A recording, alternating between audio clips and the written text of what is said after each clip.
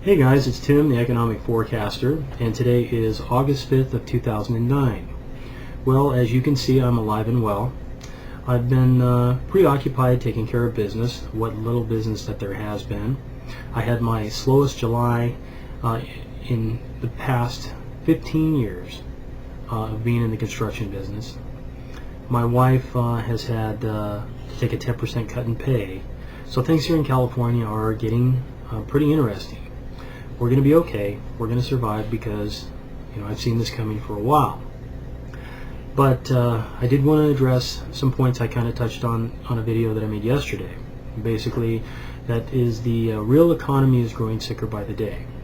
And the mainstream media has been telling us that the recession is over.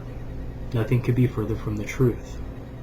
The Federal Reserve is in the process of trying to blow another equity bubble. The Dow has rallied some 40% off the lows since March of this year, and the S&P 500 is up nearly 50%.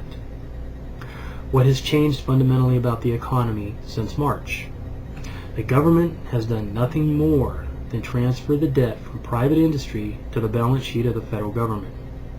Corporations are privatizing profits and socializing losses. The debt has not gone away. There are only two ways to manage debt. You pay it down or you default on it. In order to pay it down, you have to have the productive capacity. Our government can't run trade and budget deficits and pay down debt.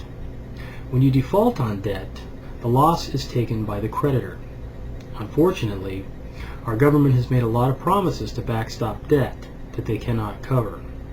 In fact, to prevent a full-on collapse of our financial and economic system, the government has had to borrow tens of billions of dollars from creditor nations such as China and Japan. The too big to fail policy has strapped the American taxpayers with a mountain of debt that will make it impossible for us to pay the interest, let alone any principal. The economy will continue to contract to a point of equilibrium. Unemployment will contract until it reaches a point that is equal to the production capacity of our economy. The excesses will be flushed from the system whether we like it or not. You have to realize that all the jobs that were created over the past 25 years that do not support the production part of the economy will never come back. Anything the government does to try and create jobs that does not increase the production capacity of the economy will only increase the pain and suffering for us all down the road. Right now, our deficit exceeds 50% of our budget. To put this in perspective, imagine if you had to borrow half of the money that it costs you to pay your bills every month.